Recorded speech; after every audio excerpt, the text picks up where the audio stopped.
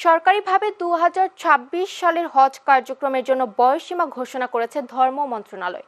আগামী বছরে হজে অংশ নিতে হলে ১২ বছর বা তদূর্ধ্ব বয়সের শারীরিক ও মানসিকভাবে সুস্থ মুসলিমরা অংশ নিতে পারবেন। আজ রাজধানীর ধর্ম মন্ত্রণালয়ের সভাকক্ষে আয়োজিত এক প্রেস ব্রিফিংয়ে হজ প্যাকেজ ঘোষণা করেন ধর্ম উপদেষ্টা আ.ফ.ম. খালিদ হোসেন।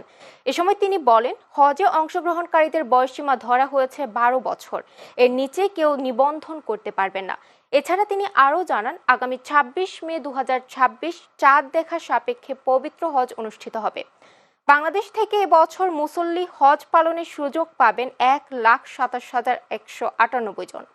আসন্ন ২০২৬ সালে আমাদের দেশ হতে সম্ভাব্য ১,৮৭,১৯৮ জন হজ পালন করতে পারবেন।